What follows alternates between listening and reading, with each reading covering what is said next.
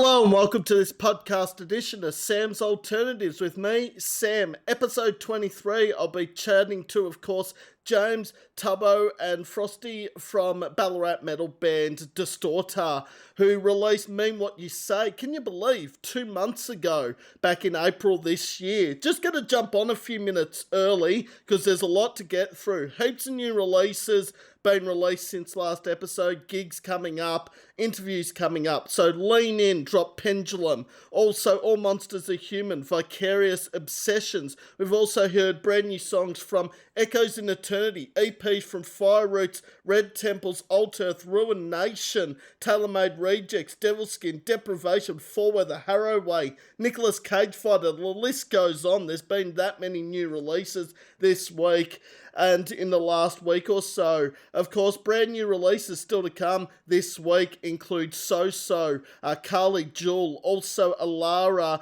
and Awaking Tyler, just to name a few. A few interviews coming up. So Tuesday next week, the 24th of June, Ryan and David from Seek Misery. Then Sunday the 29th of June, Common Evil from Gippsland. Then on Sunday the 6th of July, Disgust. Then Sunday, July 13, Volt Hill.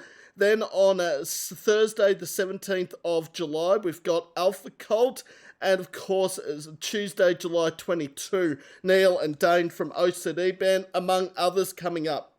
A few gigs happening this weekend, including Saturday night at Bergie. We've got Matahari, we've got Deadskin, Day Saints, and also Saving Face, their EP launch. We've got, of course, Sunday night at Bad Decisions Bar. We've got, of course, Cruelty in the Constellations, Slow Burn, Ends in Tragedy, and Signals from Adelaide.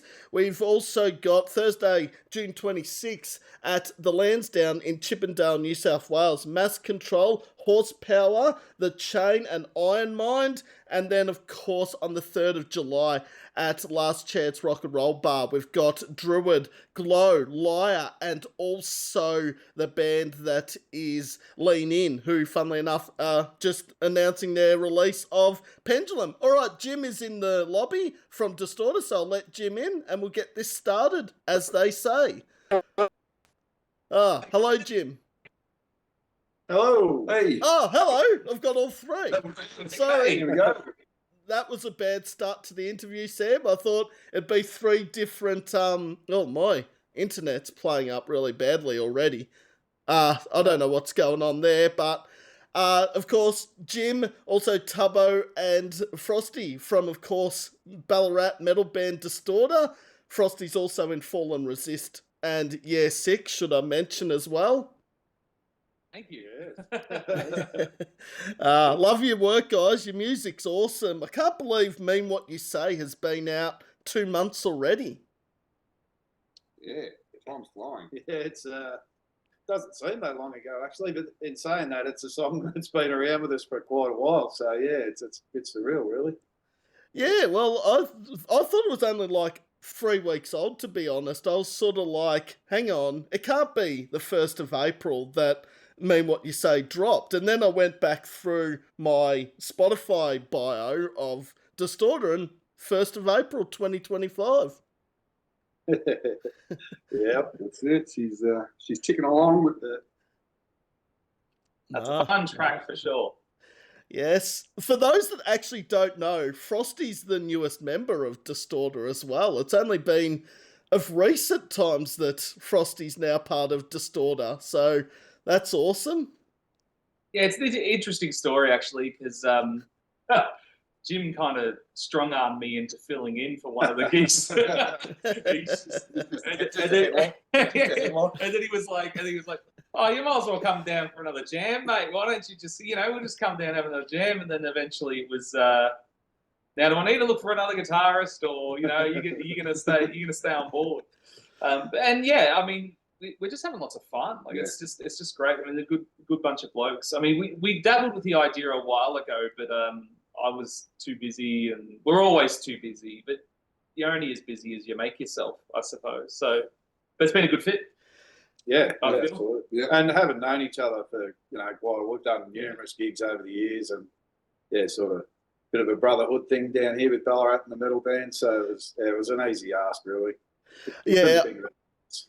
I was going to say, I don't know much about Ballarat and the music scene. There's obviously some big names floating around. Nicolas Cage Fighter, Fallen Resist, Distorta. But I feel like in the Ballarat scene, it'd be like down here in Gippsland. If you don't know the person, you know of them.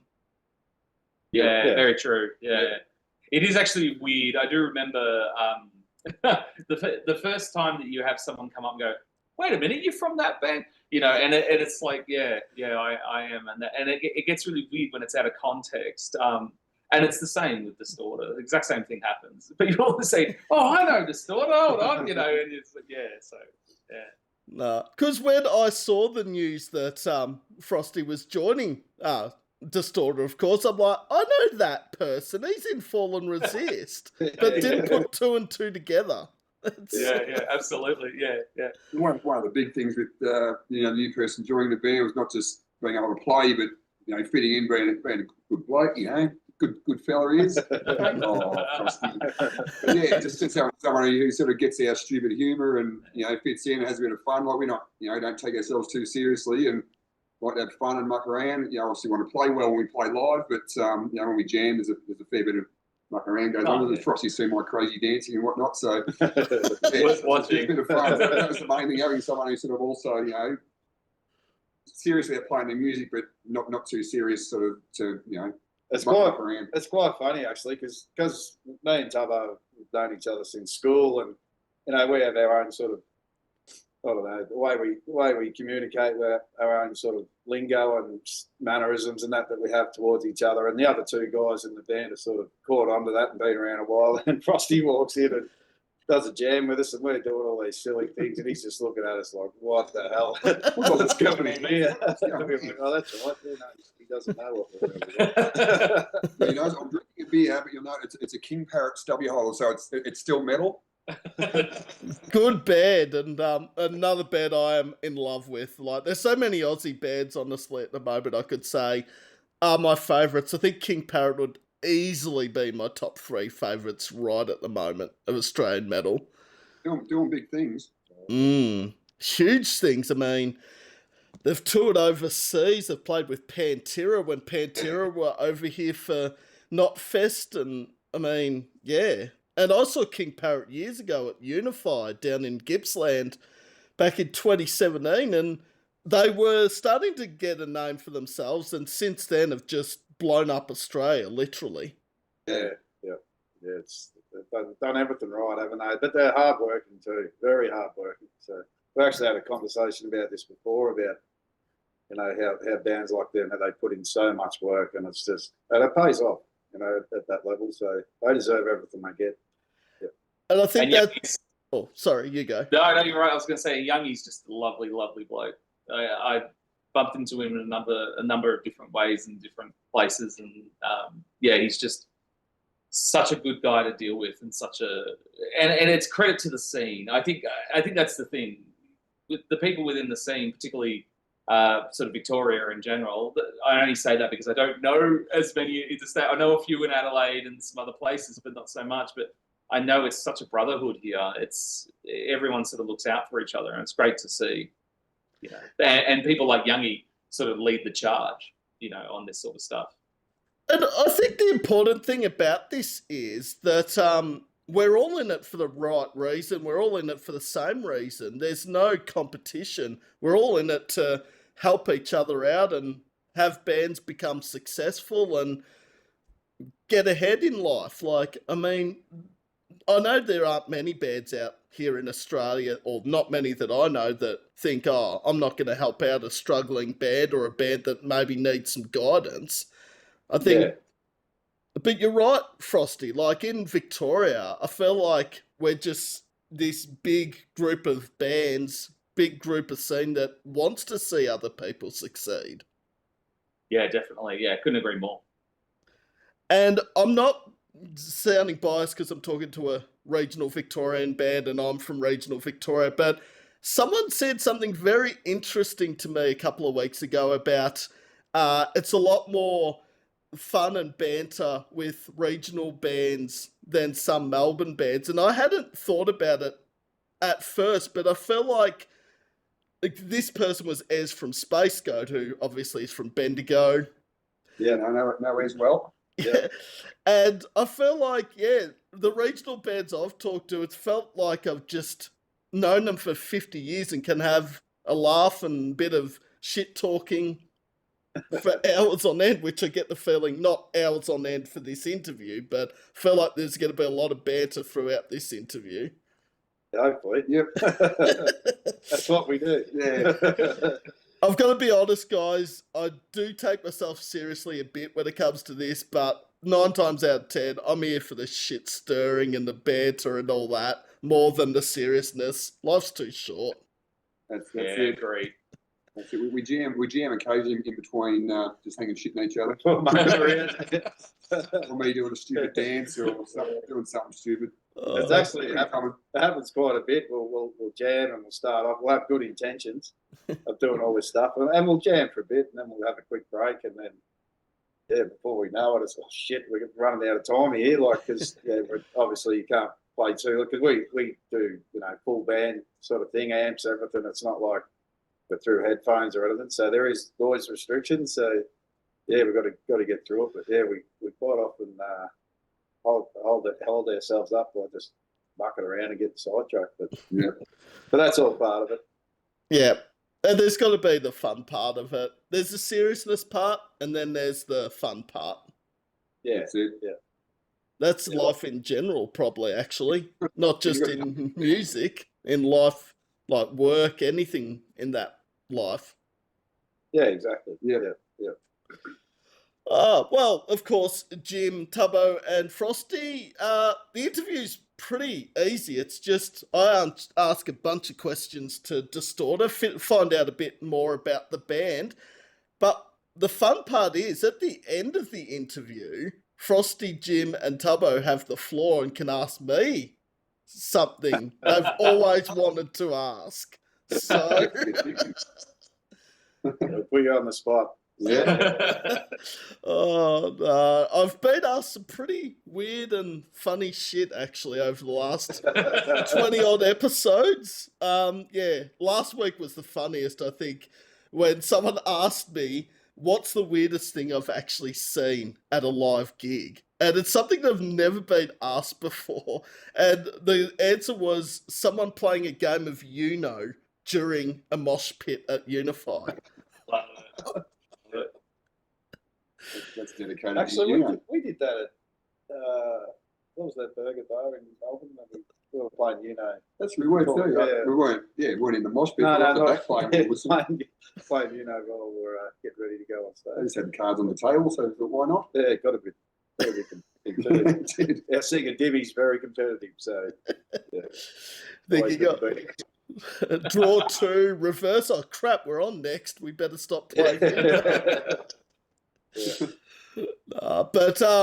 So, and also just a bit of a clarification, because a lot of bands ask through the interview if it's allowed. Swearing is allowed on this. I'm a potty mouth if there was ever one at times. So, yeah, I don't have an issue with swearing. And, yeah. You fucking beauty.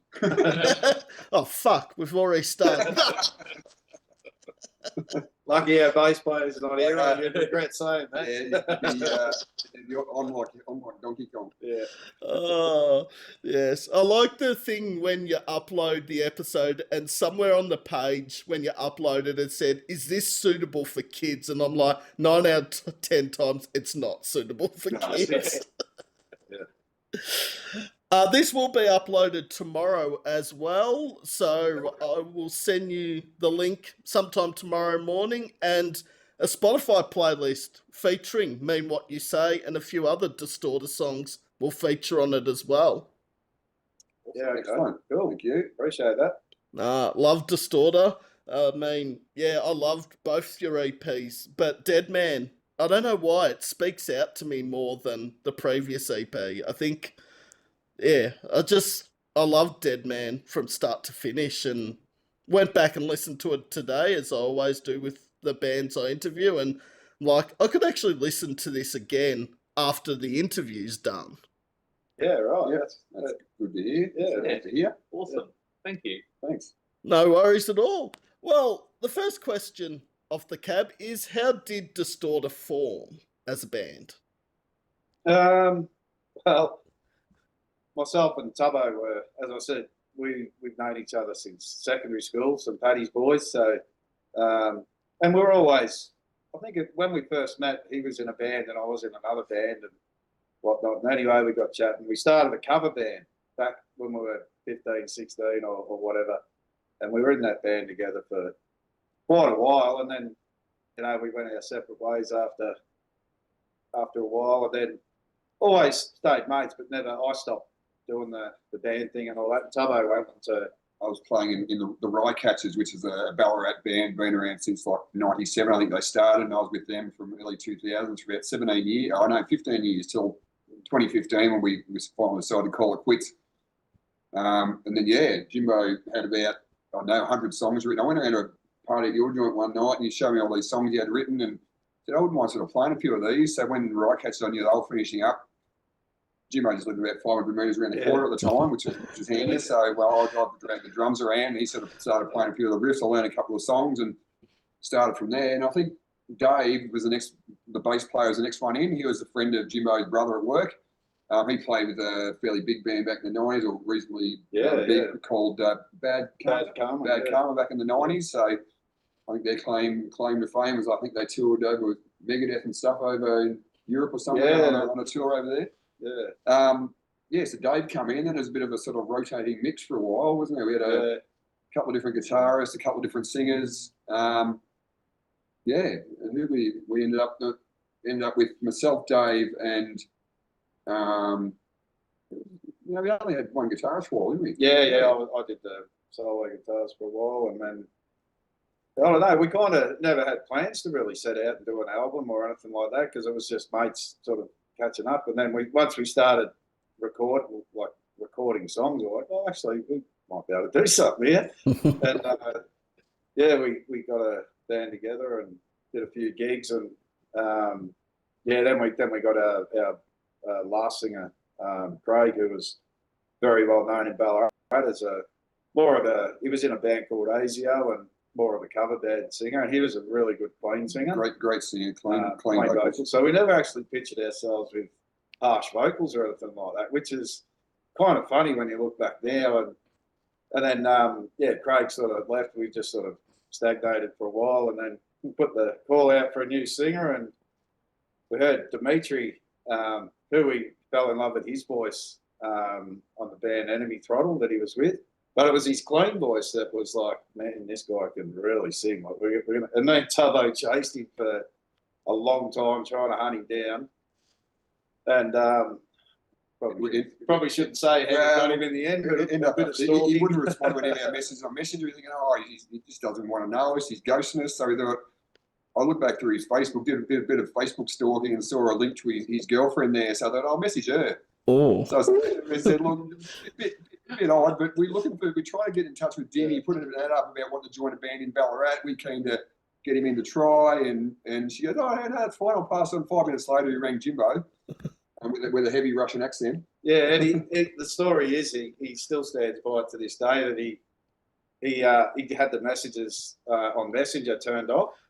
So we were sending him all these messages, and he didn't get it. That's the only way we could get him. And then when I spoke to him on the phone and said, we've been sending you a message, he's like, oh. So he looked at his phone and he turned the messenger on, and he had like hundreds and hundreds of these messages. And because he put an ad on Band Mix as well as a singer, and wondering why no one ever contacted him. Oh, no. So he's opened this thing up. And there's all these, anyway. So we got him here, and we're like, give him a few songs to learn, and he was doing the cleans, and we're like, yeah, this is pretty good. And then we weren't sure, and then asked him to do one of the songs, Chasing Shadows, from the first EP. We said, can you just do that?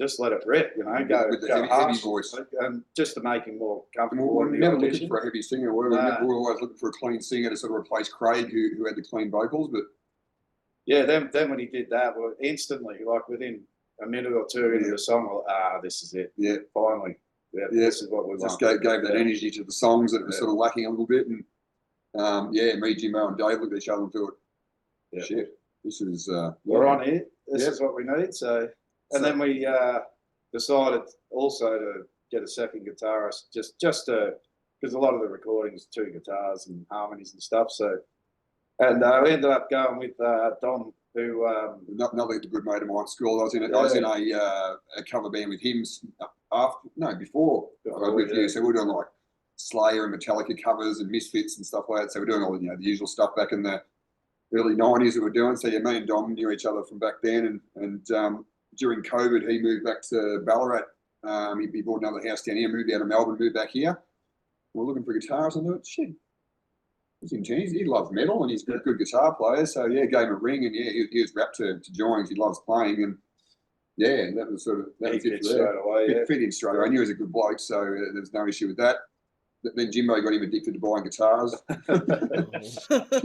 He'd come in every week with a new guitar, a new amp, because Jimbo's got a bit of a lineup. And so, but unfortunately, about 6 or 8 months ago, he just got a bit crooked. He had some health issues and just wasn't able to get down and practice or play anymore and stuff. So, so from that point on, we sort of had to, he sort of called it that he just couldn't do it anymore, and sort of, didn't make our job easy. He didn't want him to leave, but he called it rather than us saying, because we agreed to give him as much time as he wanted. Essentially, he sort of pulled out, and so we were on the search for someone else, and then thankfully the man to my left filling the void very nicely, might add, with his. The great thing about sort of having Frosty, besides the fact he's a good bloke, is just guitar playing, but also being a singer with Fall and Resist. We've got that backup vocal, so he's doing the cleans with Jimbo, he's doing heavies with Dimmy, and the combination of the 2 different heavy voices is working really well. And the one show we did play, which was at Volta about a month or so ago, and the feedback after the show with Frosty playing and filling was very positive. So it was kind of a no-brainer to at least ask the question. I mean, it doesn't hurt to ask, does it, Frosty? Well, yeah, but I fear that he's actually not portraying the situation very well, because what actually happened. That's our version. Was I remember distinctly after the show had finished and I packed up my guitar that there was a semicircle of Distorta fans who turned to me and said, "Now you're joining the band, right? You're joining the band. You have to. After a performance like that, mate. You have to join the band. Yeah." I didn't have a choice, man. I didn't have a choice. I feared for my life. I was going to call that version. We didn't put them up for them either. So that was it. Yeah, that's how it that was the whole amalgamation of the current lineup, I guess, and how it all come to be. And so been really going for 10 years from the very start. But I suppose looking back, it's all been based on friendships, really, and it just so happened we're all musicians. It just fitted really well. Like to have people in the band that we that were mates. I mean, Dimmy's the only one that was the outsider, but we just got lucky with that in that he was here 5 minutes and we loved him. He just fit in straight away. So just got lucky, really. Yeah. And yet he could have been part of the band a lot sooner had his messages in Facebook turned on. But it is interesting. We found him. But it is interesting what you said about having the notifications turned off, because I do know some bands, when you send the messages, they do have a hi, thanks for your message, like some automatic reply. And like, I thought maybe that might have been with Dimitri, but no, if his notifications were turned off, then no. But also to Dom, like, health comes first, obviously, and if he's not well, I mean, health comes first. I didn't know whether to bring this up or not, given the circumstances of the tour Graves and Coldest played, but obviously, if people don't know, Body Prison obviously sadly had to pull out of the Melbourne and Adelaide shows due to health reasons and that, and I just want to give Body Prison a shout out and just say hope things are on the improvement because, health and family comes first. Anyone that disagrees with that obviously have no idea what they're talking about. Sorry to say, but No, that's spot on. And look, with Dom, like we still talk all the time. He's a brother to us, and the door's always open for him too. Like we've spoken to Frosty before about maybe having a third guitarist down the track if he's well enough or whatever. Whether that's even a possibility, we don't know. But it's good enough for Maiden. But that's how much he means to us. Like, like he'd be welcome to come back in. We'd work it out with 3 guitars and 3 singers, and it'd be just a bigger sound. So we'd sort something out. But he's got to get himself right first. That's the main thing. He can concentrate on that, and then if he's getting better too, which is good. But hopefully at some stage it might happen. But the man is the man for good. Yeah, next to us here. Yep. And 3 guitarists, 3 vocalists can work. I'm struggling to find any successful band right at the moment with 3 vocalists in the one band, but there probably are some overseas and here in Australia, obviously. Yeah. But I mean, that's the thing. We like put limits on anything. If we can make something work, we'll make it work. Yeah.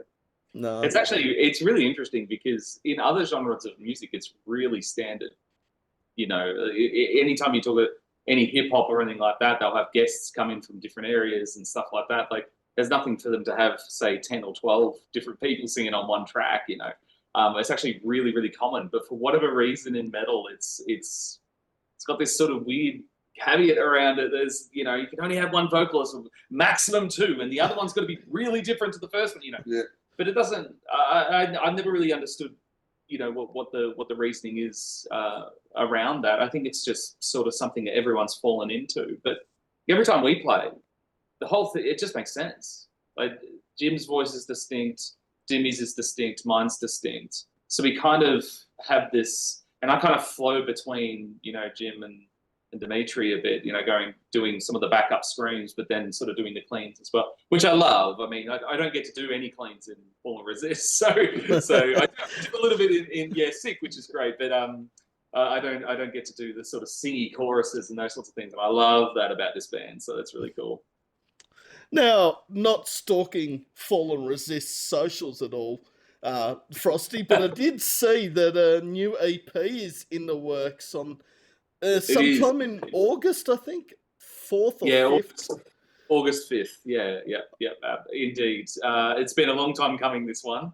It's been sort of written and sitting on the back burner for a little while there, and we finally got our act together in order to make it a fully fledged release. So yeah, in a little while it'll be out and into the world, and people can give me their opinions. I will say, Frosty played us one of the new tracks 2 weeks ago, 3 weeks ago, and it's epic, mate. It is huge. It's next level for him. Yeah. Thank you. Oh, I can't wait to hear it. 2025 already has been a fucking awesome year for new music, both international and here in Australia. And I actually can't wait to see the second half of 2025, what comes out, honestly. Yeah, absolutely. Yeah, I couldn't agree more. Yeah, we're spoiled at the moment, aren't we? For sure. Every time I'm looking on Spotify or bands I follow on Facebook, someone's releasing something. It's just great. Yeah. Yes, and there's quite a few coming out the last 2 weeks of last 2 weeks of June. The way this year's going, it'll be December before we know it. But, sorry, 2 weeks left of June. I mean, Deadweight 80 are dropping their new single on the 26th, I believe. There's Alara from Sydney. There's Awaking Tyler from Melbourne. There's a whole heap of bands. And I thought June was going to be this quiet month and maybe no new releases or very little. And I'm starting to find out it's the complete opposite. Yeah, that's good. Yeah, it's good to see. All right. How did you come up with the name Distorta? Just trial and error, sitting around at one of the old guitarist place after a jam, and we're just throwing out names, and I don't know, there's some pretty rare sort of names coming out. Like, nah, that's not right. Well, we play distorted music. You know, it's distortion, it's guitar, it's distorta.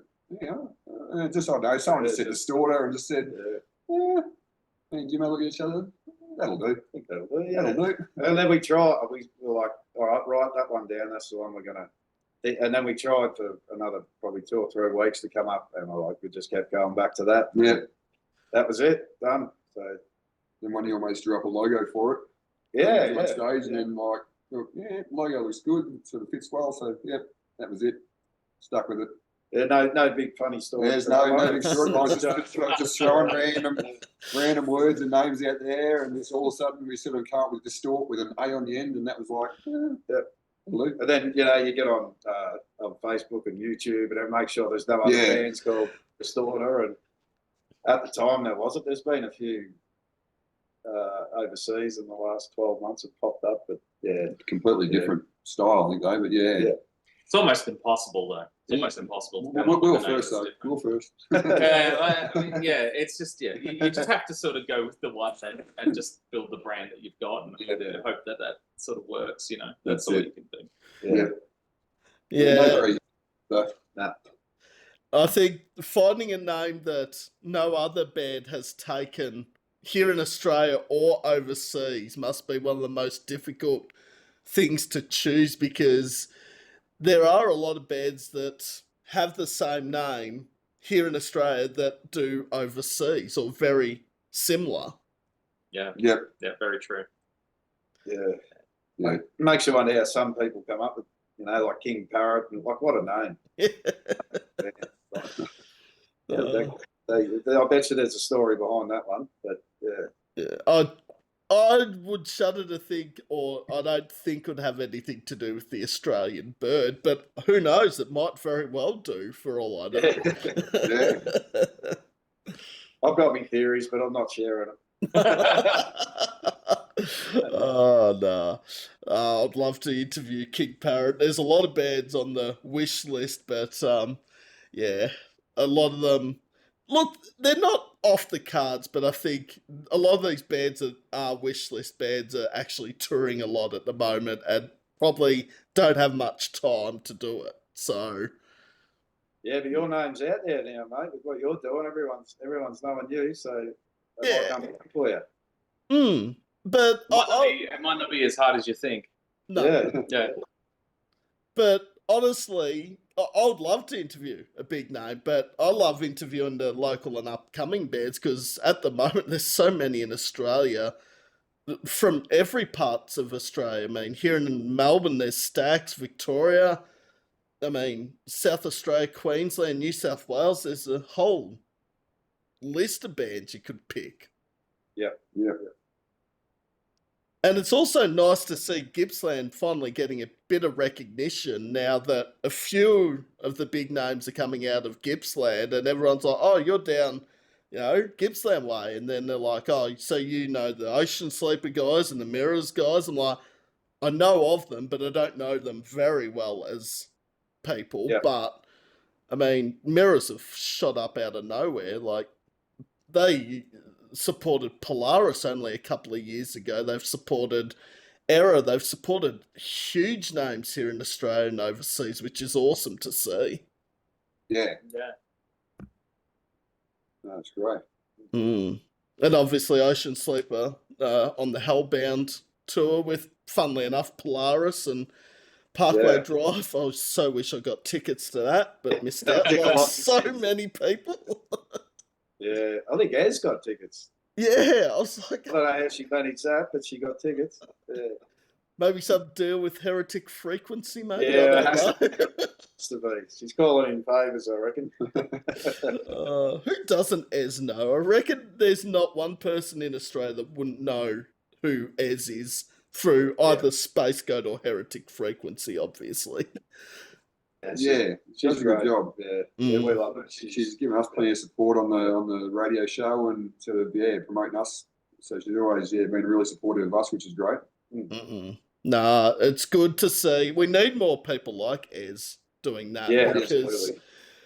yeah, I'm sick to death of hearing these radio stations saying, not all of them, but some saying, here's our 25% Australian content, the same bands each day, every week.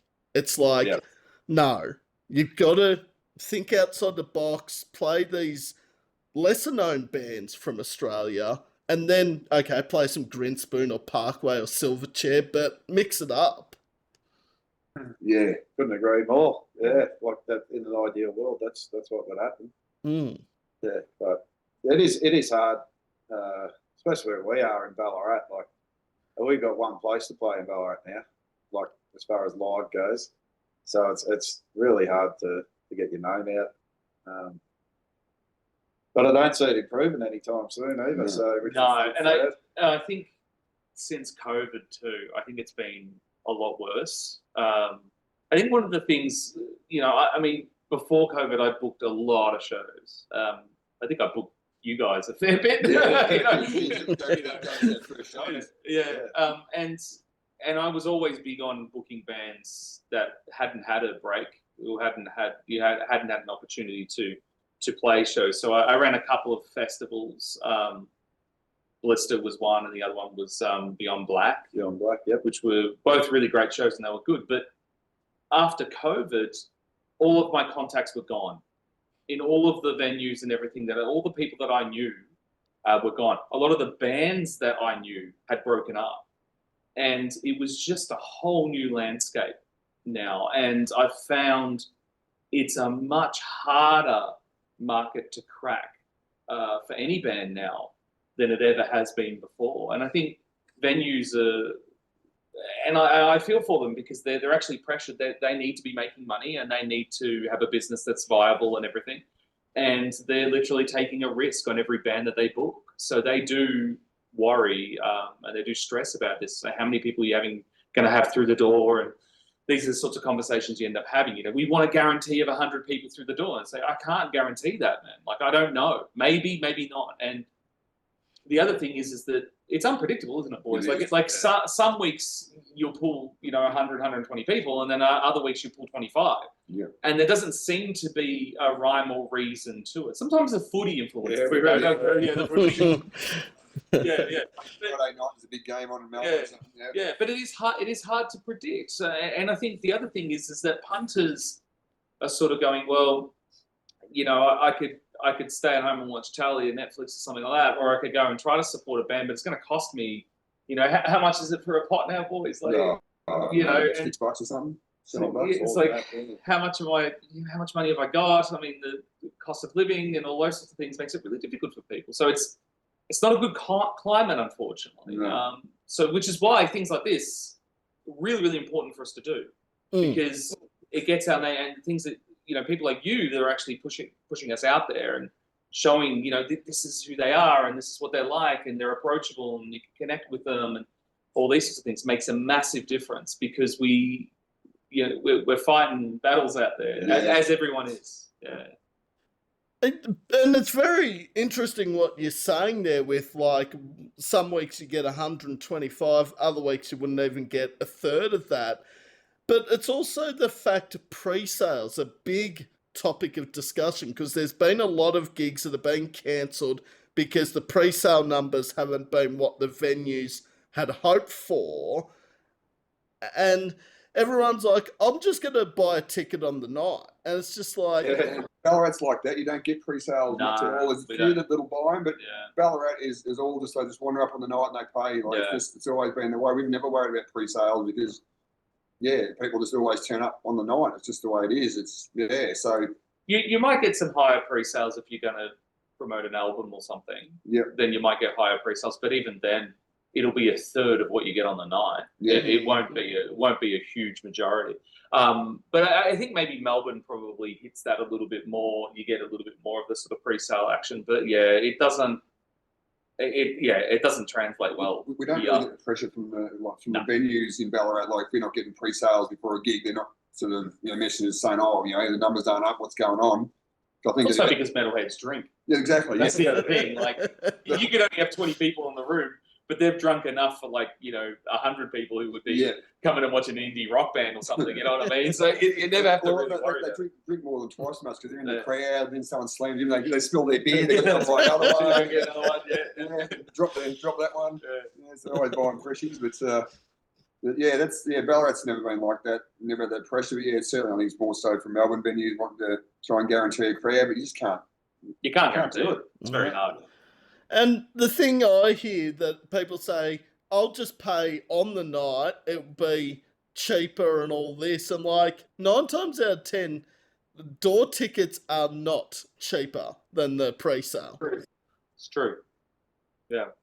It is, yeah. Normally you can get a bit of a discount. That's the draw card to getting a pre-sale, and you'd think that if they know they're going to go that way to save a few bucks, but it just doesn't seem to happen. Or do they think they'll get a door spot? I don't know. Like, Yeah. because I have seen that happen a couple of gigs. Like at the Bergie, this was about 8 or 9 months ago. Someone actually just turned up on the night. The gig was sold out, and I think they expected that there were still tickets available, or they were just going to get in somehow. And I'm like, if it's sold out, it's been plastered all over Facebook. You would have thought. Yeah. Yeah. But I have to say, I've seen less and less of that now in terms of people asking to be put on the door. I don't. Yeah. Not many people are asking anymore. They tend to just want to pay. Yeah. Even the ones where you say, "Do you want to be put on the door, mate?" or whatever, they're like, "No, supporting the band," which is really lovely. I think that's probably more of a thing 10 years ago Yeah. than what it is now. I'll put my wife on the door so I don't get in trouble. Well, that's about it. No, Sam, 95% of the time pays his way. Like, if a band puts me on the door without me even asking, I'm like, well, what am I supposed to say now? And then 9 times out of 10, I've bought the ticket already if I've been put on the door. I'm like, well, so, yeah. Look, I don't have an issue with paying the ticket. Like, yeah, there's gigs that cost 45, 50 bucks, but if it means this band gets to play shows, whether it's in Melbourne, regional Victoria, Australia, wherever, I'll pay whatever it is. And 9 times out of 10, it's worth every single cent. Yeah, I went to a show recently where Cosmonaut and the Primitive Deserters were playing at another smaller venue in Ballarat, and the guy in Cosmonaut I used to play in the Rycatchers with, so he was on the door as I went in and said, no, you're all right. I said, no. You've got to make a buck somehow. Like they're there to play to sort of make money and stuff. And so, yeah, I just sort of paid the $15, whatever it was to get in, but it's just one of those things. You sort of got to try and support them, and they're out playing there. So $15 to see 2 bands, not too bad. No, that's very reasonable. Can I say though too, Sam? A lot of people don't understand where that money goes. A lot of people think that money just goes straight to the bands. It's not actually how it works. So just so your listeners know, the situation when it comes to, sort of, let's say it's a $15 entry. The first person who actually gets paid out of that cash is the sound guy, right? And the sound guy, if you've got a cheap sound guy, it's about $50 per band. That's a cheap one. Sometimes it'll be 70, sometimes it'll be 80. Sometimes you have to actually bring your own and then pay for your own. So that becomes one of the things. So you've got to think that that's the first thing. Then the second thing is that the venue usually takes a bit of a cut of those payments as well. So sometimes that could be anywhere between $1 to about $3.50, depending on the venue you're actually dealing with. So that $15 for each payer, you're actually getting about $7, depending on how many people come through the door and how many bands are playing. Yeah, right? and then you got to split it. And then you got to split that between, say, 4 or 5 bands, right? So yeah. I guess this, and the reason why I bring it up is because I don't think many people understand that sort of part of it. They think, oh yeah, that means the bands are walking away with a couple of $100 each. It's actually quite rare to walk away with a couple of $100 each. I think our last gig that's actually what happened, because it was we had a fair few people there, so we did okay. We did okay, but for every one that you do okay, there's another 2 or 3 where you don't do well at all. Yeah, I mean, nothing. you've actually put more money into the gig than what you actually get back. That's very, very common. So yeah, I guess I just wanted to say it because I think that's something that's probably been misunderstood if you're not actually in a band. Yeah, and look, I had some understanding of, the audio, the sound guy would get some money. But yeah, I didn't realise, I know the merch cuts from some venues, they get 10% or whatever it is. I didn't realise some of the money that from ticket sales actually does go to the venue as well. That part of it I didn't actually know. Yeah. Yeah. Also, and sometimes they'll it just depends because some venues are a little bit different. There used to be one in Brunswick that was brilliant, and they pay you based on what their alcohol sales were. All right. So you always did well there because metalheads like know how to drink, right? So you'd walk away with a lot of cash even though you didn't have many people there. But that's how he used to run the show. So some of them are a little bit different. Others will also ask you to either hire a door person or to pay for the door person as well. So not only are you paying for the sound guy, you're paying for the door person as well. So what we end up doing a lot of the time is we rotate band members to actually be on the door. And, you have to ask the other bands to, can you just have someone on the door to take the cash as we're going through? So, so it's hard out there. It's not an easy sort of thing to get going. No. But also how important merch sales are for bands too. Huge. Like, to buy a T-shirt or a hat or even a stubby holder, like, because, that goes all to the band, even though there's costs in getting everything. Yeah. But you take that money, that's where bands, if they've got good merch and, people that want to buy stuff, that makes all the difference. Yeah. And it's also the easy conversation starter with bands. If you go to the merch desk, 9 times out of 10, one of the members of the band is there, or sometimes I've been in cases where every single member of the band was at the merch desk, but... Yeah. Common. Yeah, it's very common. Not with us, though. We're hopeless. We get stuck at the bar half the time. Yeah. Some people after the gig at the bar, and someone from the other band or someone else from the merch team runs up. Oh, someone wants to buy something. You got to get in there. So you have to run down and get the sale through. But yeah, it's good though. You do catch up with the punters, and they sort of give some good feedback sometimes. I guess if they're buying stuff, they must have enjoyed it. Yeah. I have seen Distorta live at Mr. Boogeyman Bar last year, I think it was, with Goatzilla and the other band. I've completely forgot. Yeah. I need my page. Dom was still playing then. The one where we had the statue of Dom was the one at Australia weekend with the metal festival thing. With, that's right. Autism. Yeah. Yes. Yeah, that was like a Thursday night or something, was it, with the Goatzilla? Yeah, it was a Thursday. Was it a Wednesday or a Thursday night? I reckon it was a Thursday. Yeah, and I somehow didn't catch up with you guys, which is impossible at Mr. Boogeyman Bar because it's literally the smallest venue in Melbourne. I mean, but no, I think they're in October for. Is it Keith from Autism's birthday bash? No, is it? Yeah. No, it's 50th birthday. He invited us to go back there to do a night with him and a couple of his other bands that he likes. We love the Autism guys. They're such good fun. So good to watch too. Yeah. Look, I don't mind Mr. Boogeyman Bar. For a small venue, it's probably my favourite small venue in Melbourne. Yeah. It's actually not a bad size stage for the size of the venue, if you know what I mean. Like, in proportion. There's 5 of us, and we fit on there fine, so... It's pretty easy to get to by driving or public transport. By public transport, it's very easy. You just get off at Richmond and either walk or get a tram down whatever street that is, Hoddle or whatever it is, and you're there, really. Yeah, that's it. But no, I don't get to Boogeyman Bar much. Once every 8 months, probably, is my sort of nature of getting to gigs at Boogeyman Bar. Like, I'm at gigs a lot, but it's generally Stay Gold, Bergie, Bad Decisions, probably the 3 most. But yeah, I love Boogeyman. I saw, obviously Distorta and Goatzilla, and for the life of me, can't think of the other band that played that night. They were playing their first gig, weren't they? Yeah, the guitarist was playing his first gig. Yeah. The young guy, I can't remember, they were a Melbourne band, I think, but I can't quite remember. No, I've gone completely blank without Zilla, obviously, because I bought one of the coolest metal singlets around, I reckon, the Boris and Green goat head and the glowing red eyes and stuff. I wear it all the time, the Goatzilla.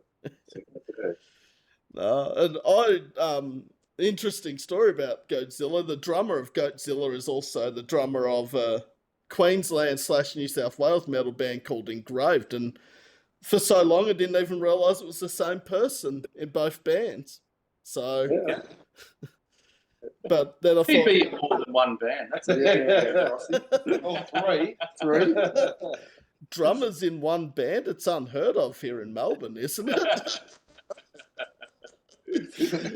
That wasn't a dig at Melbourne drummers, by the way. That's more the fact that I know at least 4 drummers in Melbourne bands that are in multiple bands. So it's just an obvious thing. Oh, yeah, very true. Well, how did I discover Distorta? That's what I want to say. So there's a couple of stories, because a few of my favourite bands have the DIS at the start, Disturbed, Disgust.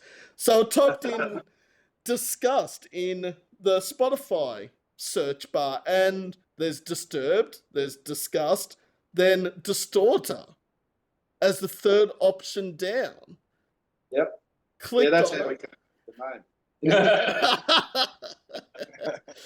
And I listened to Deafening Sins, and I'm like, this sounds really good.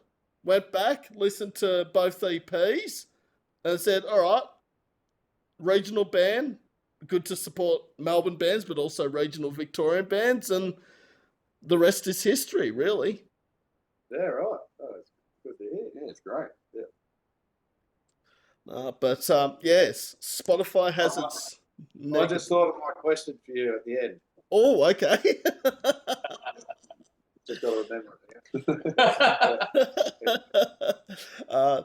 Spotify does have its advantages. Obviously, there's disadvantages to that platform, but there are some good advantages. I will say that.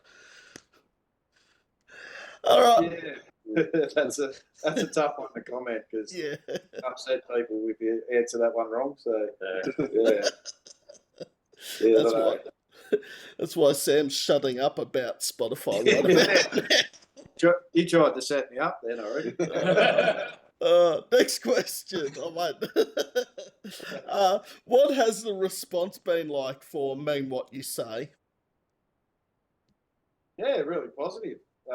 We did a special, like a launch night. Ez did a debut for us on Heretic Frequency, and we've got kind of had, I don't know, 10 to 15 people that have sort of backed us from the start. You know, they come to every show. They're always asking us, you know, for new stuff and whatever. So we actually got them around, for Ez to do the premiere, and just to get their reaction for the first time I heard it. So, and that was really good to see. Frosty was here that night too. Yeah. It was indeed. You weren't in the band, then, were you? No. It wasn't. No, so- No, that was in front of these diehard fans, is when Jim said, looks like Frosty's going to be filling in at the next gig for us. What was it, like 11 days away or whatever, and I had to learn like 10 songs. Oh. Made it, got through it. Yeah. We did it.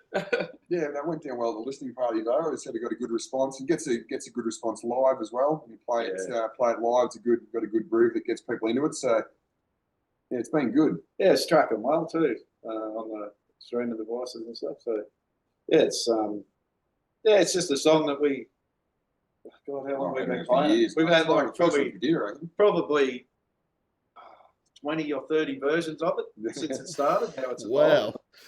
Because when we first did it, it was one of the first songs I wrote, and I hadn't sung before ever. Never even tried to sing, and then we didn't have a singer, and I'm like, all right, I'll sing on this, because I like writing lyrics. It was horrible. Oh, it was terrible. But then evolved, and that forced me to sing. I started learning to sing, and it went from a very basic sort of clean song and then of course with Jimmy's aggressive vocals, and we've beefed it all up, changed it, and into what it is now. But it's pretty funny. If I was to go back and listen to that first version, I've got it somewhere, but I'll never ever listen to it. It's a lot different. Now, Frosty, if it took you 11 days to learn Mean What You Say and 10 songs, it'd probably take me 11 months to learn one song, let alone 10. It's funny. I have to say that's, and I do this for work as well and everything else. So that sort of learning intense focus. That's sort of my superpower. That's the thing I like to do. So whilst it is, those things are difficult to do. Like, don't get me wrong. It's not something that you sort of just pick it up and yeah, that's fine. You've got to work at it, but it's kind of like a mozzie bite. You know, you scratch it, it hurts a little bit, but it's still satisfying. And you can see it when I asked him, you can see it in his eyes, like he's like, oh, no, and then he was like, yeah, I could do this. It's like this challenge that just lit up. It was like, so, and he did, like he I think we had 2 jams, didn't we? Maybe 2 jams. I think it was 3 in the end. We did one a couple of days before just to make sure, because it was a couple that I wanted to be a little bit more okay with. And that's crazy, like learning the full set and whatever. But yeah, there's a few. I'm trying to do some basic video tutorials for him, and then I'm like, shit, I can't remember how to play this. I'm supposed to teach it in. But now sort of since the gig, we've sort of been going through the songs with more of a fine-tooth comb and refining exactly what Frosty's doing in the songs and what singing he's doing with Dimmy and what he's doing with Jim. So while the gig was good, it's getting better with the more he's learning it and sort of getting used to little bits and pieces in the song he's got to do. It's come together pretty well. Yeah, it's about confidence too.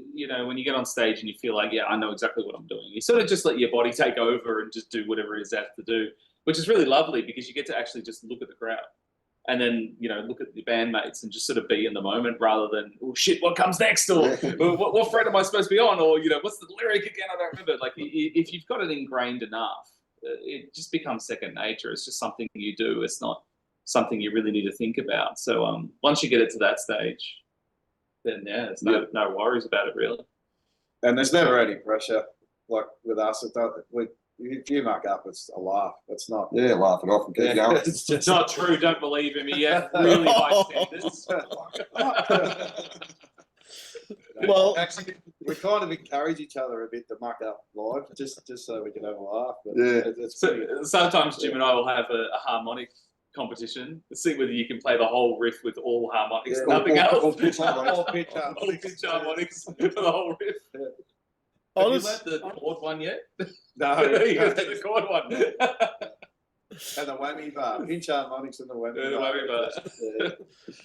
I think if I was at a Distorta gig and you guys hadn't messed up on stage, I think I wouldn't even know, honestly, that a mistake has been made because I don't know the first fucking thing about if I've missed a chord or I've missed a lyric or I've missed a beat or anything like that. So I would just see it as what went wrong. Like, there's probably a consistent comment we've got after gigs is that we look like we're having fun on stage. Yeah. Like it's not Dave getting up behind someone and jamming the end of his bass into someone's nuts and just sort of like getting him on stage, or Dave doing his dancing and stuff. And there's just different things we do that we just try and look like we try and have fun on stage and not be all just stand there stiff and we just want to get into it and sort of enjoy it. If you're doing that, I think the crowd feels a bit more and can get into it. So that's sort of part of what we'd like to try and do anyway. In saying that, Dave, Frosty got a free pass on the gig he did. So like, no, he's only had this amount. No, he let to concentrate. It's open slather from now on. Yeah. I'm going to go to matching ball here with Frosty because my head's getting too hot. So cold before. No, I can't really take my headphones off because I won't be able to hear you guys. So. But yeah, there's a couple of bald spots underneath the headphones there. No one can probably see, but all right. Best review or feedback yourself or the band has received? Well, you could answer this one because you. Yeah, well, it was from an Australian review, but it was very flattering. The headline of the review was very flattering.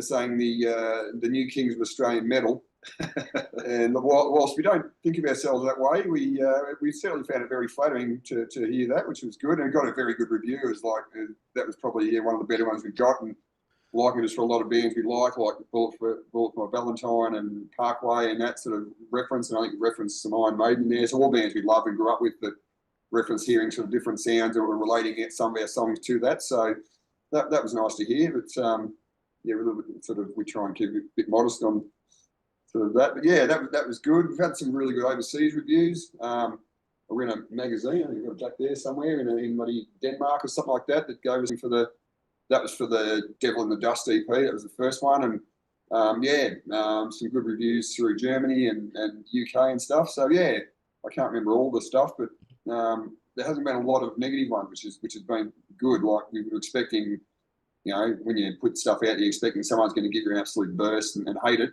But there hasn't been any of that. There's been, a couple of constructive criticisms, I guess, of what we could do better for the next one, which we actually take on board. Yeah, took it on board.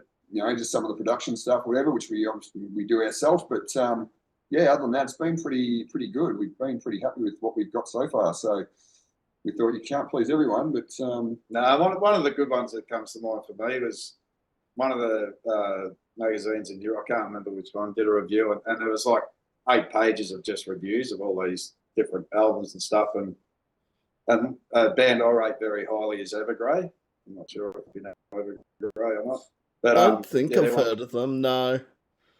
One of my favourite bands, and anyway, one of their last albums was in there, and it got an 8 out of 10, and ours is on the opposite as a 7 out of 10, and I'm like, yeah, that's pretty cool. That's pretty flattering because I rate them very highly. Yeah, so it's a bit of a special moment, that one.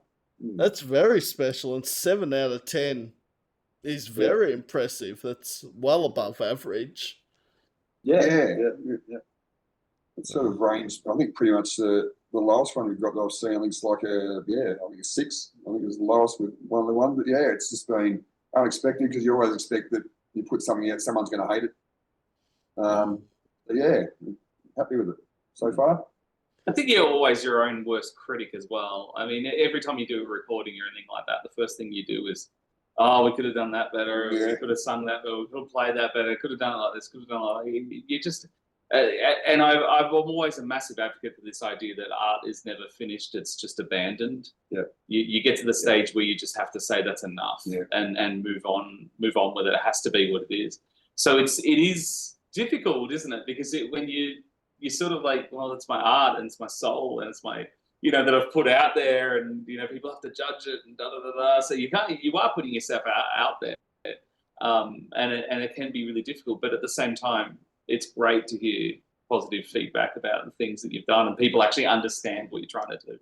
We braced ourselves for negative feedback. I think we were told by the guy I was sending out, Michael from Black Peru, sort of sent out a few. I remember talking to you at the Eastern one night. We probably had a few drinks, and I asked you about Michael through Black Roots and that sort of thing, and I was asking you about getting reviews done overseas, and you actually said just be prepared that not everyone is going to like you as much as you like you. Yeah, that's true. Which is bang on. Yeah. And even the big name bands overseas and in Australia have copped some criticism over their journey. I mean, Parkway Drive's a perfect example of that. Bullet, Bring Me the Horizon, probably one of the best examples as well, where they've just copped criticism for changing the direction with music but at the end of the day, like 3 perfect examples there of bands that have busted their ass off and become some of the biggest names in metal in general, really. But it's that hard question, isn't it, between how much of this is entertainment and how much of this is art? Do you know what I mean? And the thing about art is that it's unapologetic. We're not trying to say this is good, bad, or otherwise. It's just something that vibes with us. It's something that works with us. So when you try to put it into an entertainment format, I can see exactly why these bigger bands are like, I'm not going to play the same song over and over again or rewrite the same song over and over again. I want to try something different. I want to explore and have a look.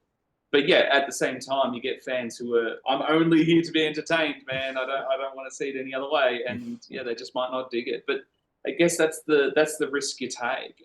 I think at the end of the day, you just have to stand firm for what you and believe in what you're doing. And if you do that, I think it doesn't matter. It's great to get the good reviews. If you get negative reviews, to say, yeah, but man, I still stand by it. One of the best things that's come out of the reviews, I think, is we don't sort of paint ourselves into a corner as a particular genre of metal. We sort of like do fuse different things that there's influences. So there's groove, there's power, thrash, death metal, that sort of stuff in there. And there's been a number of reviews who said that they blend all these styles even into the one song, but it hasn't sounded sort of forced or whatever. It's still it's actually worked. So that they've actually said, I don't normally like bands who try and combine different types of metal into the one thing, but they come back saying it actually worked pretty well. So that was positive to hear. Well, the big thing was I've had a few people say now they're not sure. No, they weren't sure how they'd feel about clean vocals in a chorus because they purely like harsh vocals, and then a couple of the reviews have gone, but it actually worked. Yeah, which is flattering because these are people that only sort of love that style of music, yet we've managed for them to say, yeah, that's pretty cool. So yeah, that side of it's been really, really positive. Yeah. And it just reinforces that that's what we want to do. Like, we love the big choruses. We grew up listening to Iron Maiden and all Judas Priest and Slayer, and like most of it's about a chorus and guitar solos. Let's be honest. That's what they were. So catchy chorus you sing to. I love a clean vocal chorus, actually. I like clean vocals altogether, actually. I think if it works with the band and it connects the clean with the loud vocals, I think it can, really work for some big-name bands, and it has done. And I think, it shows you can sort of do the screaming stuff, but then pull it back a bit. And that's the thing, that call and response between heavy and clean too in some of the songs. And then we do a bit of group vocals or gang vocals as well, which more chanty sort of songs. But it seems to work, or it's what we like doing anyway. So we'll just keep doing what we like doing, I guess. Yeah, but if we find the song that's heavy enough, we'll go all the way with harsh vocals if that's going to suit the song. Oh, that sounds like a Fall and Resist song. Yeah. Well, actually, you should probably tell your story. Well, not your story, but how you were talking about the, the train, how songs can actually feel like you're on that. This sort of journey. Yeah. Which I'd never heard this before, but when Frosty was telling me about it, I was like, yeah, that's exactly what you're after as an artist. Like, but anyway, I'll let him. I'm not sure I'm going to be able to phrase it in a really good way, but I've always seen songs.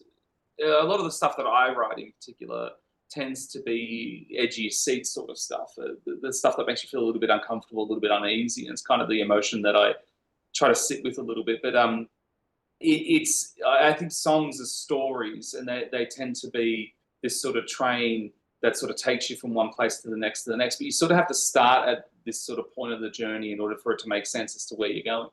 I'm fairly sure that's what you're talking about when I talk about this. But I think the other thing about it is that there's other elements of songs, and this is taking the sort of metaphor a little bit further. There's other elements of songs that we kind of take for granted, don't talk enough about, I don't think. One of them is the sort of climactic point or the crescendo point that we sort of have within a song that's kind of like, that is the moment.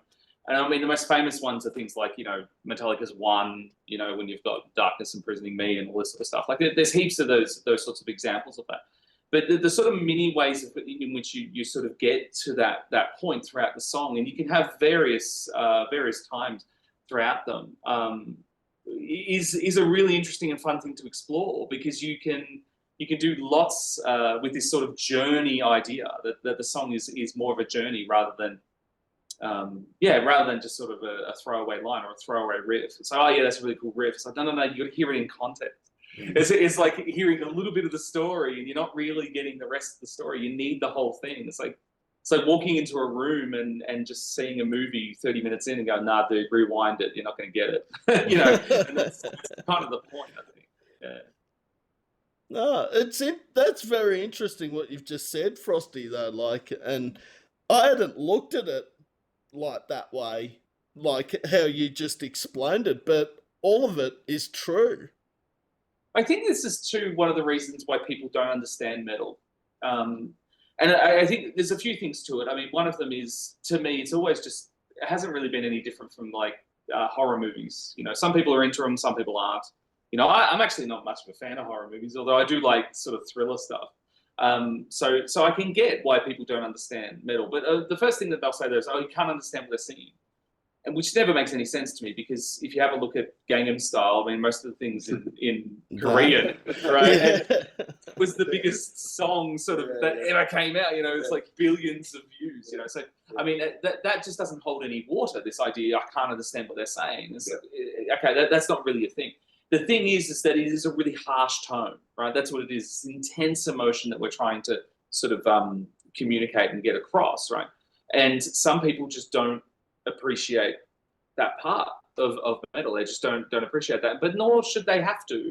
But I think listening to maybe, you know, half a song or a quarter of a song, or just, you know, 20 seconds of a song and going, oh no, the death vocals, no, oh no, I don't like it, or clean vocals, no, I can't listen to it, you've missed the point. You've heard a very small fraction of the story that's being told in that song. So my advice to anyone at any time, if you're going to listen to a band, be in a situation where you can actually hear it and sit and be ready to at least listen to one song all the way damn well through, preferably the whole album, the whole release. Because the people who are writing them have thought about this very deeply before they've put that in, you know, look, anybody out there that's going to listen to this Fall and Resist release, if they don't listen to the whole bloody thing, I'm going to be pissed. because I thought about this in a lot of detail.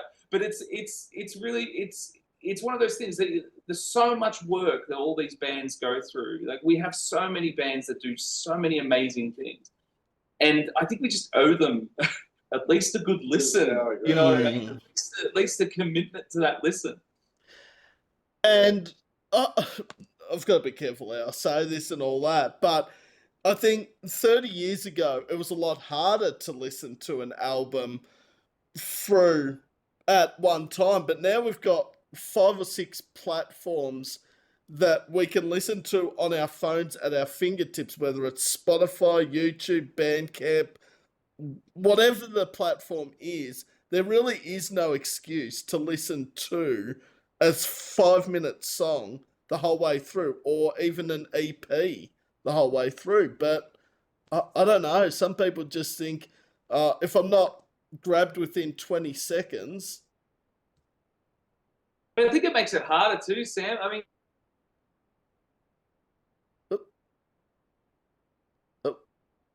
Hello? Hello? Internet's gone.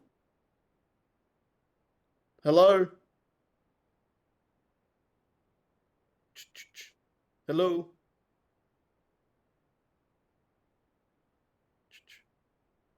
Hello? Hello? Oh, well, I don't know what happened there, but... No, all I was saying was I remember being in high school and going without lunch for like a few weeks and then copying a new CD, you know, because you just saved your lunch money in order to, you know, buy this album. But you committed to it. Yeah. And when you listened to it the first time and you went, oh, God, I don't like that. Yeah. I don't like that. Yeah. You just forced yourself to keep listening to it until you liked it because you committed to it. That's right. Yeah. 100%. And we don't do that as much anymore. I mean, I think we do that in the local scene because you still buy the CD in the local scene. But you know, with Spotify and that, it is really easy to say, yeah, you can listen to half a song. Yeah. Well, the other thing to that is, like, if I listen to any album that's sort of pre-2000, you know, as I was growing up and stuff, I could pretty much sing the album from start to finish. You listen to every track because you couldn't be bothered pushing fast forward on the tape recorder, or that's the only tape you had in your car, but you knew every word to every album that you had at that time. And now kids are spoiled; they'll listen to 10, 15, next, and then they'll just jump in. Got to get their attention they straight won't actually listen to it. So I actually think it's a form of mindfulness. Yeah. Don't you reckon? Like, it actually is a form of mindfulness. Like, I mean, these songs, I think of like Melancholy and the Infinite Sadness when that came out. That was the soundtrack to my goddamn life, that fucking album. That double album, my God. Yeah. And the thing about it is that there was this sort of pause. Like you would pause and just listen. That's all you would do. Yeah. Is just listen to, this section. Oh, this bit. I fucking love this bit. Yeah. And it was you were really in the moment. You're really mindful about it. And I'll admit, I don't do that anywhere near as much as I used to. Like when I was a kid, I did that all the time. Yeah. And now, not much. Well, you skip to your favourite part sometimes. Yeah. Rather than being on the journey, wait for it, like you were just saying. Yeah. You'd just go, oh, I'll jump to this, 2 minutes in and listen to the last half of the song or whatever. I think everyone's guilty of it, but it's a shame. Yeah. Oh, that's just brought back memories there. Frosty, Melancholy, and the Infinite Sadness. Fuck. Yeah. I don't know how many times I played Zero and Bullet throughout that year, but it would have been about 150 times at least. Yeah, it's brilliant. No, I love that album. Yeah, it was very, very good. It was groundbreaking in my head. Yeah. No. Yeah, we played that probably 2,000 times together in our 90s Colour with Butterflies. And then I couldn't listen to it anymore, but I can now. But yeah, we played it today, and it just went crazy every time we played it, didn't it? Yeah. That opening chorus, "The world is a vampire," I think that just gets you just like hooked within 5 seconds of the song, and then the rest is just absolute gold. Arguably the best song on the album. I know there are a few others that are better, probably, but yeah, no, I'm not going to start talking about it because I could say every song. I got stuck talking to him the other week about Smashing Pumpkins, and it was a long conversation. Yeah, no, so you got to stop now. oh shit, I've dug myself a hole, haven't I? This interview's been an hour and 10 minutes, could be another hour and 10 if we start talking about Smashing Pumpkins. Well, I've only really got 2 more questions because we covered so much, and then at the end, of course, Tubbo, also Jim and Frosty have the floor. Also, I will just let people know, if there's half a minute where it's me talking to myself, there's nothing wrong with the video. It's just, or me. It's just, yeah. Sometimes I think I talk to myself way too much, even if there are people on the podcast. As long as you're not answering yourself, you're fine. That's it. All right. Where do you see Distorta in 5 years' time? Well, we had discussed this just before, and there's a couple of different answers to that, I suppose. Like, we just hope we're still making music and we're still mates and we're still having fun, and that side of it's just, that's why we do it, and we're still making records and stuff like that. That's playing live shows and getting out, still meeting people. gigs, meeting people like yourself and Ez. Or we could be highly optimistic and say, we hope to be playing at the Opera House with the symphony orchestra with a whole metalhead crowd packed out with suits on, with flowers and plants all around us. That's the real answer. In an ideal world, in a perfect world, but no, just still playing, still having fun with mates and playing, making new music and getting out there. It's sort of it's a good release, I guess. You're doing stuff during the day and you're busy and you got stuff going on, and you get out and you play your show and you're not thinking of anything else. You're just having fun and playing music, and it's a release. So you can continue to do that, and I'll keep going. Yeah, I think memories too. I'm hoping in 5 years there's a lot of good memories, a lot of good stage memories and recording memories and all that sort of stuff. Like I think that's sort of what we're out to do, is collect as many of those as we can before we get too old to remember them. But that's kind of what you want. So yeah. And they're good memories, and also good dreams, or not dreams. What's the word I'm trying to think of? Good things to look. Aspirations. That's the word I was trying to look for. My brain's not functioning the last 10 minutes with words. I don't know why that is. But aspirations, good aspirations, and like they are all achievable, really. And you never know what's around the corner. No, they're realistic those answers are realistic. I mean, we're all the opera house one, yeah. Us three, for example, are married. We've got kids. We've all got good jobs. We're just happy in where we're at, and to to go to the next level. To be toured all the time and to be playing all the shows and doing all that is just, I don't know. I don't know how I feel about that. But like I said, we're all just content where we are. Like, it's a really hard one to answer as far as, I mean, everyone has a dream of, making it and all that, but you got to be a realist too. It'd be great to be able to get some bigger support shows or something like that. Support international actors, something that'd be a massive coup. That'd be a massive one, or getting on the bottom end of some sort of a festival or something like that. A bigger festival, like that'd be, that'd the top of the list, I guess, something like that. I think at the same time you don't hang all your hopes on that. No, that's right. That's why you push for it, but it's not something like it's not going to be my life's over. We're certainly not going to get to that stage. It's more about the other stuff we spoke about. It's what we know is achievable and what we enjoy, and then if that happens, it's a bonus. Yeah. I think also seeing other bands in the last 5 years or so, probably since COVID had ended, that have actually got onto some festivals or big support slots. I mean, King Parrot, perfect example. Speed, Wind Waker, Red Hawk. I mean, Clay J played with Corey Taylor a couple of years ago. Future Static with Ginger. It is achievable, and it's awesome to see. Yep, agreed. Exactly. Yeah. So it's something that'd be great, but we'll sort of keep putting out songs and hopefully get to that point at some stage. But you've all said it, if you're still enjoying it and having fun with friends and playing gigs and making music, that's the number one important thing as a band or as a musician.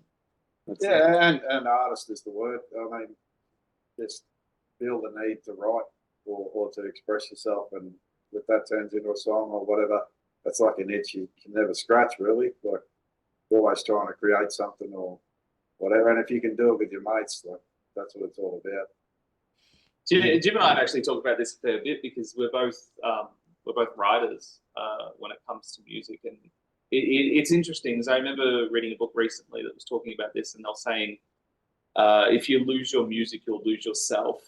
The book was actually about a musician, and I think that's become more and more true the more I've gone down this journey of music. It is one of those things that it actually is a part of you, and denying it is actually denying who you are and what you're made up of. So I think, it doesn't have to be, big festivals. It doesn't have to be, opening for Metallica or anything like that. It just needs to be you're doing music because that's something that you connect with and something that makes sense to you and who you are. And I think, you're exactly the same. You're the sort of person that has to do that like me. And most of the time, Sam, I'll be honest, so most of the time when I write stuff, I'll sit there for hours, writing and putting it all together, doing all the stuff, recording vocals, recording the guitars, doing all that, and I'll listen to it and go, yeah, that's a bit shit. And you just go, oh, well, it's a failed experiment. But I think part of that creative process is being willing to fail, being willing to actually just say, well, look, it was an idea, it didn't work, so it just sits on the back burner. Maybe I'll get back to it, maybe I won't. I learned something from it, I'll move on. And you just sort of dust yourself off and you don't really hit yourself over the head with it. It's like, well, yeah, but, I'll get to the next thing and we'll do whatever. Frosty's already, I think it was at second jam after our gig, and he's come in with a Distorta song written already, done, recorded, the demo of what we got to put together. So he's already written a song. Just sort of fell out. Which is great because it'll sound different to the way Jimbo writes. So it's going to have a different flavour to it. So it's good. Like, we sort of encourage, everyone has input into the songs, and if someone comes up with a song or a riff, we don't care where it comes from, as long as it's it sounds good and we can work on it. That's the way we go. No. Very important and very inspirational words from Distorta, or 3 of the 5 members of Distorta, should I say. The other 2 are great. And the last question is, and this is probably one of the hardest questions to end on, is Distorta, if they could be the support act for any band in Australia or the world, who would it be? Well, we'll all disagree on this. Oh, gee. I'll go first. If I could support any band, purely because I'd love to meet them, would be Trivium. Oh, sick Yeah. band to support. Yeah, my favourite band. So. Well, I'm going to go the really easy option, and just because, well, obviously I've grown up with them, and you know it's going to be a stadium crowd. It would be what, Metallica or Iron Maiden. No. They went for gold. They went huge. To be honest, one band that I don't know how well it meshes with this. It probably does. I don't know. Probably In Flames. If I was honest, I'd love to. Yeah. I actually think we have some similarities there that would work quite well. But we all Paul love from In Valentine, another one. yeah, but I think In Flames would be really cool. Yeah, especially if they played some earlier stuff. Yeah. I'd love. Parkway. Yeah, Parkway Drive. I'm not sure. We haven't really discussed Parkway with Frosty, so I'm not sure. But the four of us absolutely love Parkway. Yeah. Well, and if you're going for an No, old... I actually haven't jumped on the Parkway bandwagon that much, to be honest. I hadn't known them very well. The way I was actually introduced to them was actually through Rory and Paul and Resist, because he's a massive fan. And he's like, "Oh, have you listened to Parkway before?" I was like, "Really?" He showed me a lot of the early stuff. I was like, "Yeah, it's pretty cool." But I have to be honest with you, Sam. It's like melodic death metal was kind of like my center, but to be honest, I went down the new metal and punk route. So massive fan of things like Offspring and sort of Smashing Pumpkins, that sort of stuff. Anything that was sort of alternate metal.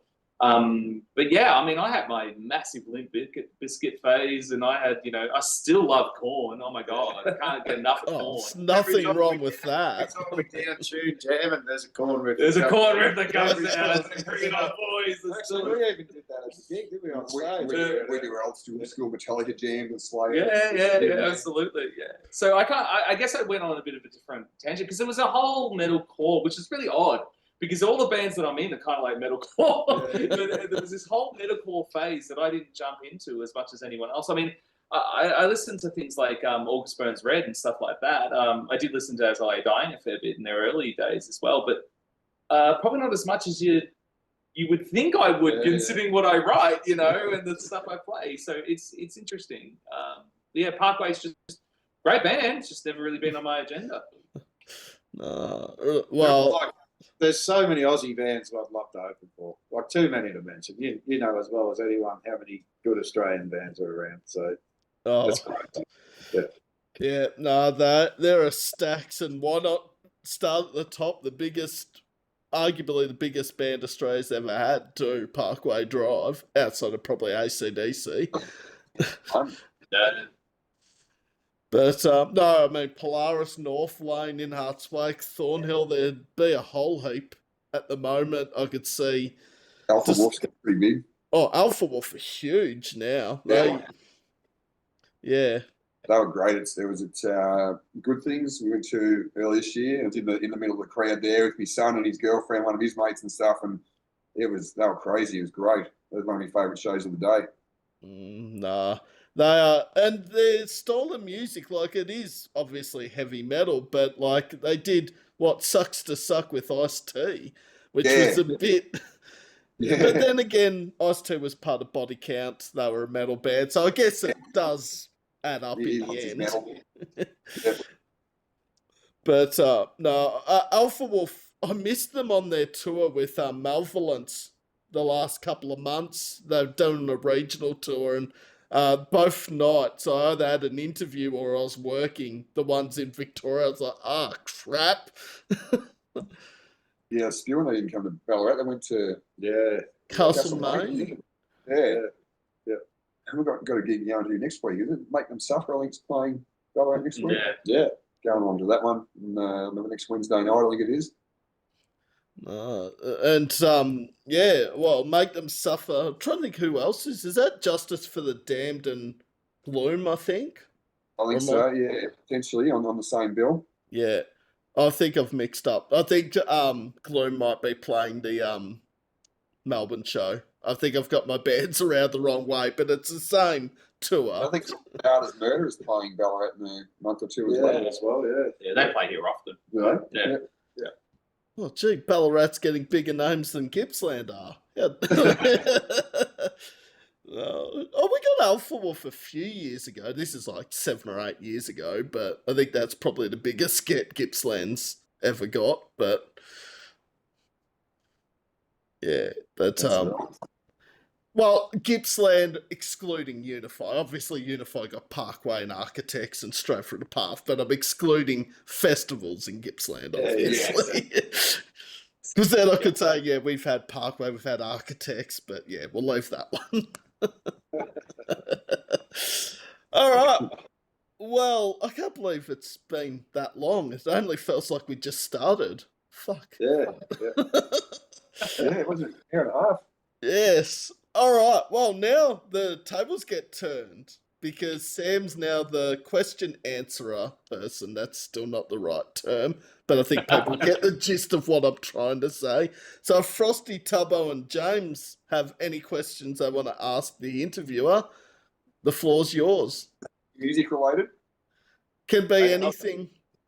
I've got a good question. I've got to say it before it slips me mind or ask you. Who is the band that has disappointed you the most live? And I'm not talking Australia, I'm talking out of everyone. Because we've all had a band that we've gone and seen and been so disappointed with. Yeah, there's been a few, and some of them have been some of my favourite international bands that I've been really disappointed with. I think the most disappointing band I ever saw was Incubus at Soundwave 2015, which was that 2-day festival.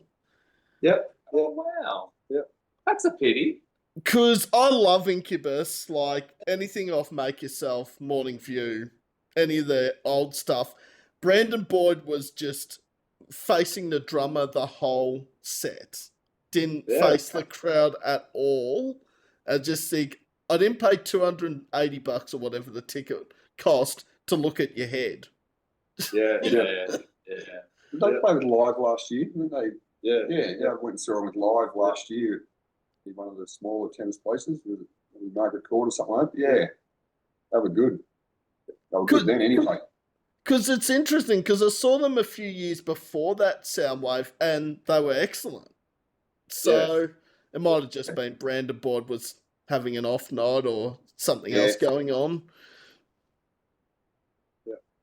Oh, do you have a question, Tubbo?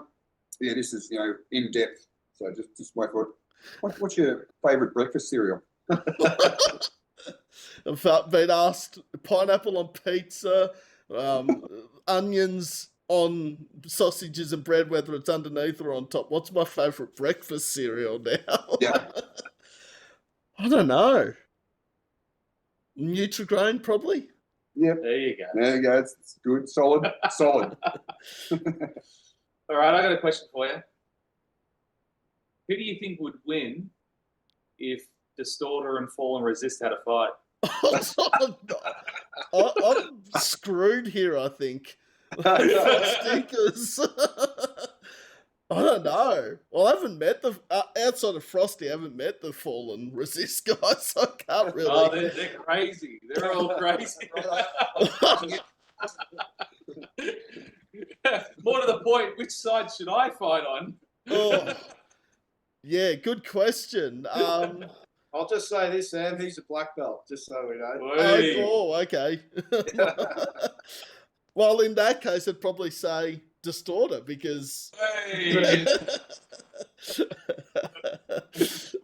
But if Fall and Resist members are watching this outside of Frosty, then I'm up shit creek with our paddle because they'll say, "Hang on a minute, what do you mean Distorta will win?" I'll let you know what they say. Yeah, no one watches YouTube, Frosty. No.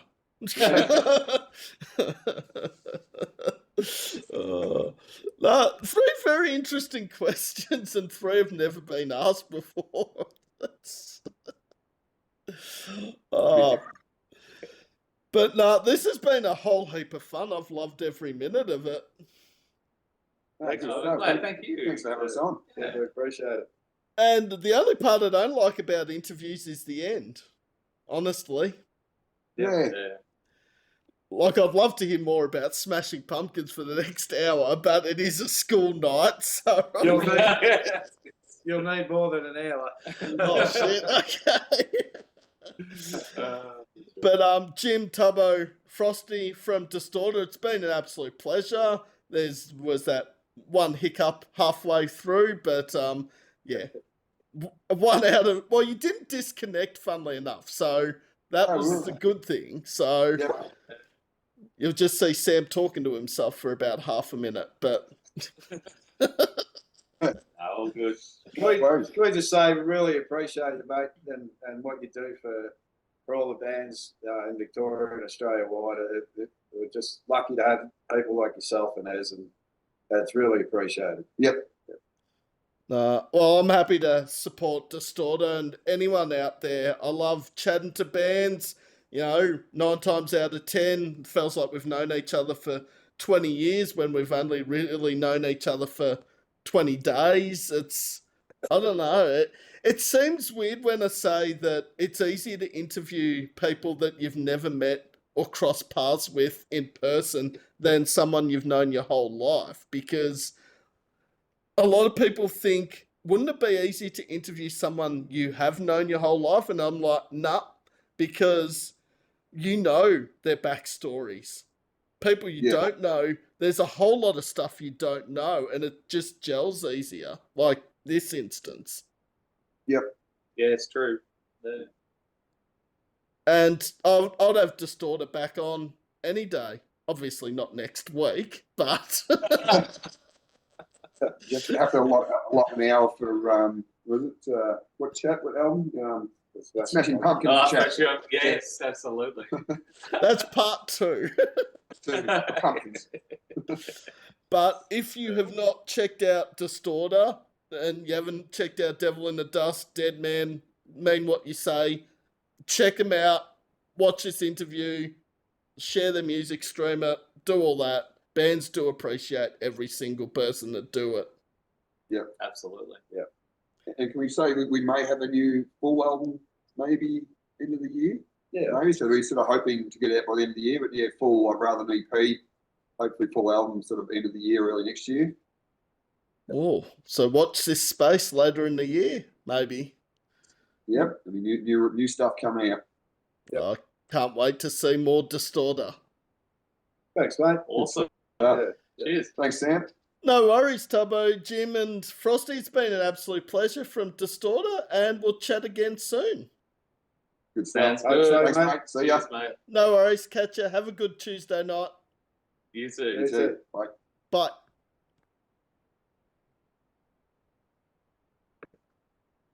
We can get a turn off. Is that turning off? X. Bye. Bye. He's trying to work it. He's trying to work it. You got to click it and then click it again. Oh, do you? Yeah. Yeah. Okay. Oh, hang on. Now it's...